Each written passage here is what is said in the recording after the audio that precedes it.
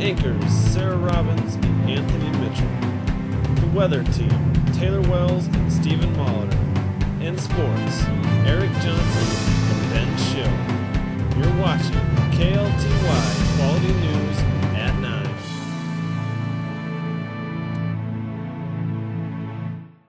A teenager is being faced with felony charges after ramming into a police cruiser. Good evening, I'm Sarah Robbins. And I'm Anthony Mitchell. You're watching KLTY Quality News at 9. In our top story tonight, a Council Bluffs 16-year-old is being faced with felony charges after ramming into a police cruiser.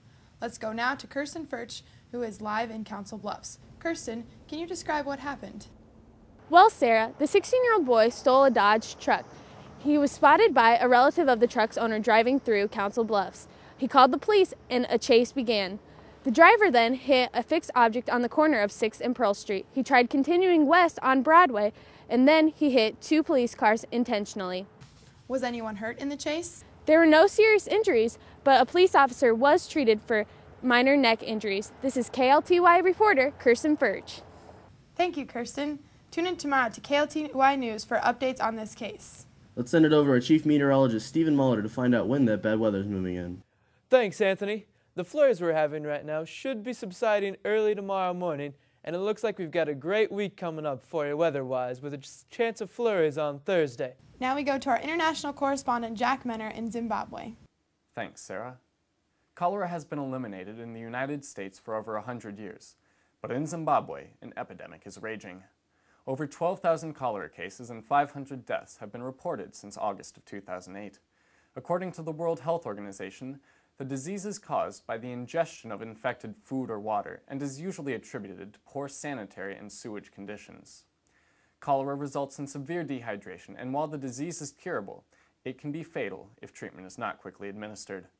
Zimbabwe's president, Robert Mugabe, has failed to acknowledge the epidemic in his country. This only adds to the long list of humanitarian crises. Inflation rates are at record levels. Cholera vaccines are not available in the United States, and travel to Zimbabwe is not recommended. From Harare, I'm Jack Menner. Back to you, Anthony and Sarah. Thank you, Jack. A group of 9 Muslims were detained at Reagan National Airport after overheard discussing the safest place to sit on the plane. After being removed, Atif Irfan and his family were questioned and cleared by the FBI. AirTran Airway refused to rebook their flight. The incident has sparked the issue of Muslim prejudice within air travel. The beluga whales of the Alaskan Cook Inlet have recently been declared an endangered species.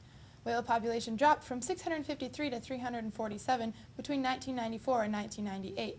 There are at least 18 potential factors that threaten the whale, including noise pollution, poaching, and oil spills. Biologists say now that the whales have been declared endangered, the first steps can be made towards saving the species. An Iowa bar is appealing a decision to have their liquor license suspended after violating Iowa's public smoking ban, which took effect July 1st of last year. Otis Campbell's Bar and Grill in West Burlington filed for the appeal after the decision on January 2nd. Froze Pub and Grub in Wilton was also affected by this. These are the first 2 bars in Iowa to have their license suspended since the ban took effect. Now we go to Stephanie Seek with tips on how to prevent house fires this winter. With the latest outbreaks of house fires in Iowa, I'm here to share some tips that the fire department says will help you prevent a fire in your own home. Keep cloth and paper away from appliances and power outlets. Use caution when cooking with hot oil and keep all cooking surfaces clean. Do not smoke in bed or near heating devices. Be aware that candles are the leading cause of many house fires. Use only approved smoke detectors and fire extinguishers, and they should be tested monthly. Do not use space heaters as long-term heat sources. Use only Underwriters Laboratory UL-approved heaters. In case a fire does break out, prepare an escape plan for you and your family and practice it monthly. Use only electrical blankets approved by UL and check for frayed electrical cords. If a fire does break out, get out of the house immediately and stay out. Call 911 and don't go back in for anything. The state of Iowa is considering a bill that will be banning junk food from schools. 63% of adults in the state are overweight, and the state is hoping that this new rule will prevent future generations from having the same problem. Experts say that schools and parents are the only ones responsible for emphasizing the importance of nutrition to their students. Critics say that getting rid of vending machines may only raise the cost of school lunches. Students are also speaking their minds, saying that it limits their choices. In the end, getting rid of vending machines and junk food may only cause more conflict. I'm Desi Baker with KLTY News. Back to you, Sarah and Anthony. Now let's send it back to our Chief Meteorologist, Stephen Molitor. Stephen, what's our outlook for this week? Taking a look at the national picture right now, out west everything seems pretty calm, with Boise checking in at 30 degrees and Phoenix just a little warmer at 61. In the Midwest, it's not nearly as cold as it was a couple of weeks ago, with Chicago currently at a high of 12 degrees. Down south, they're enjoying some very mild temperatures with Atlanta at 51 degrees and our nation's capital at 21.